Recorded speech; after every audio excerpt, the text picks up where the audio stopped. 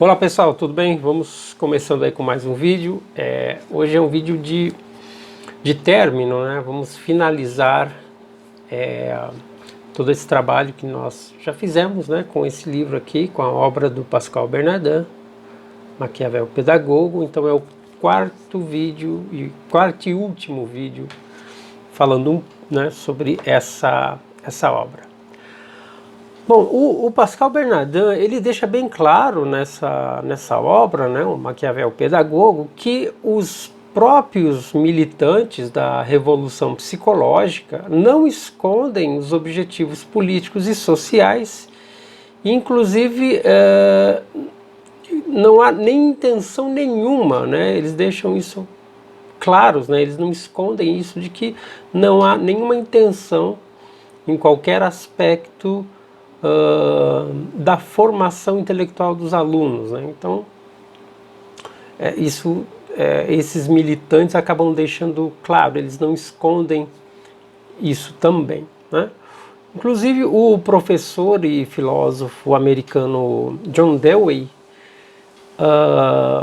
para esse professor, né, a destruição da cultura, da instrução e da inteligência fazem parte do processo de socialização, ou seja, a socialização só é possível em sua forma plena com a depreciação da instrução e do pensamento individual, que é considerado antissocial e reacionário. Lembrando que a mente coletiva, o pensamento coletivo, molda e é moldado pelo sistema socialista.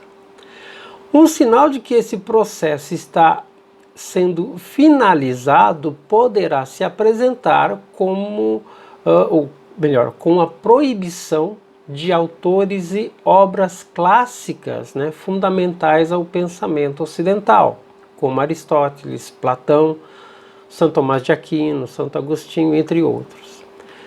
E eu vou falar agora sobre um trecho, né, que está aqui no livro.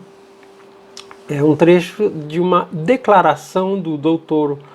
Povaliaev, né, que na época ele era chefe do setor de sociologia do Ministério da Bielorrússia, né, em um seminário da Unesco que ele participou.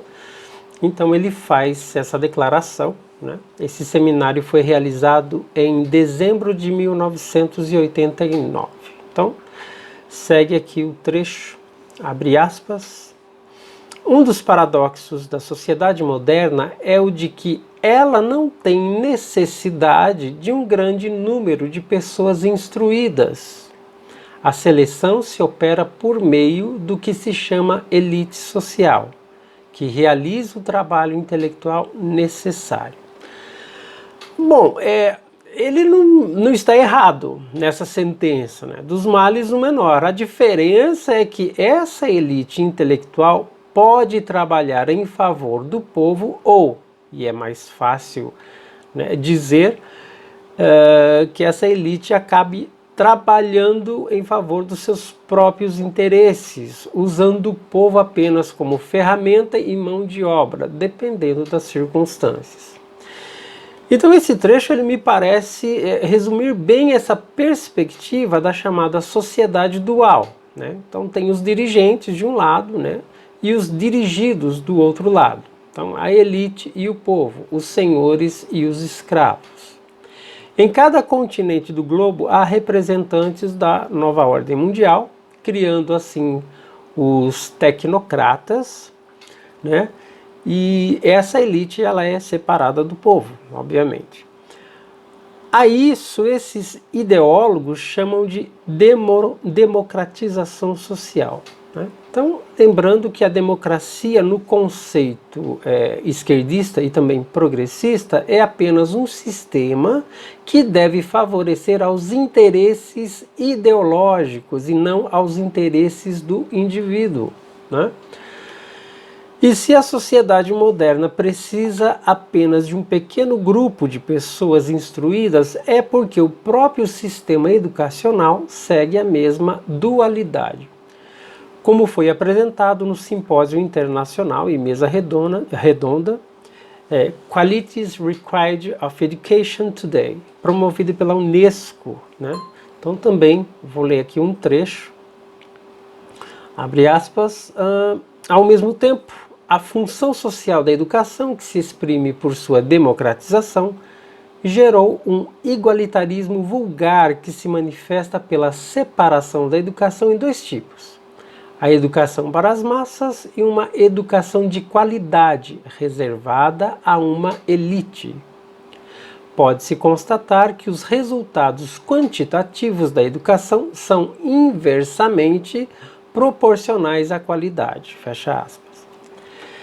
Então, a educação é uma das pautas, né, que a esquerda, atrelada aos seus últimos governos aqui no Brasil, por exemplo, gosta de se vangloriar pelos resultados apresentados.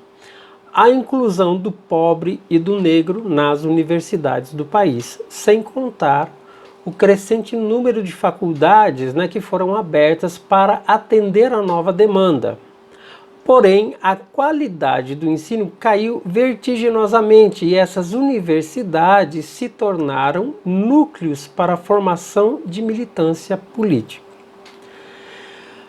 E não deixa de ser um ideal messiânico, né, em sua versão global, e para que isso se realize é necessário o domínio das mentalidades. Nesse processo se adota um novo sistema de valores, né? Então, com uma nova mentalidade fica mais fácil destinar ao depósito de lixo da história toda a herança das civilizações anteriores, resultado de evoluções sociais milenares que abarcam fracassos e vitórias e ajustamentos constantes para a manutenção dos seus pilares. Então, tudo aquilo que nós herdamos das antigas civilizações, né? Todo esse processo de evolução, tudo isso é relegado, é jogado para o latão de lixo da história, né? Então passa a se contar uma nova história, tá? Então se conclui que a revolução psicopedagógica é em essência totalitária, né?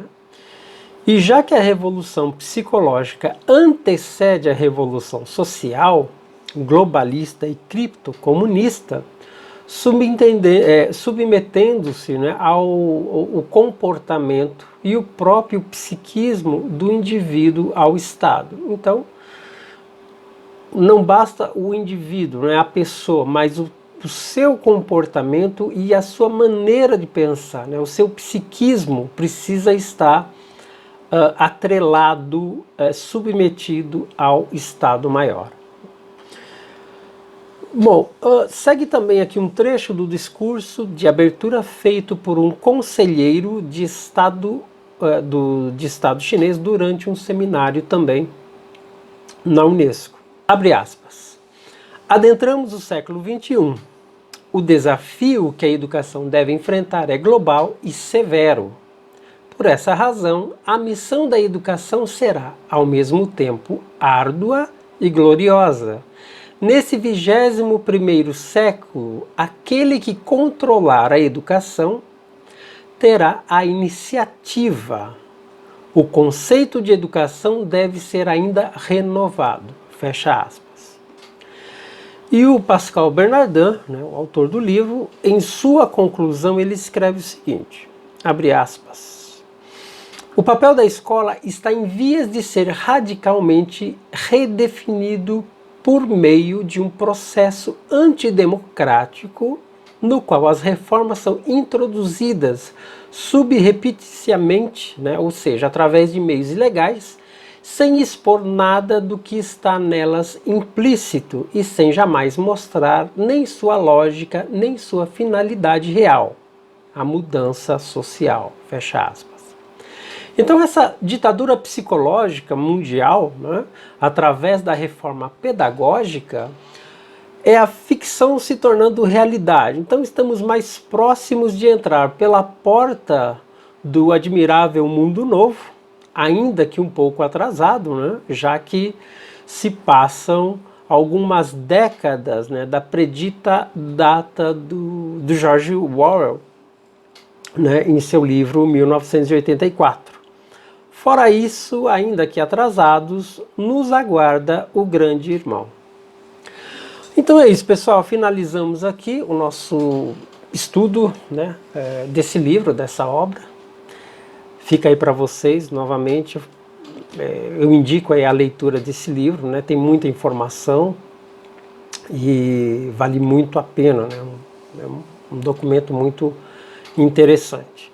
Bom, é isso aí, pessoal. Então, deixem aí o seu comentário, o seu like, se você gostou do vídeo, né? Se você tem acompanhado essa pequena série de vídeos, né? São 4 vídeos ao todo, está na playlist, dê uma olhada lá desde o início, né?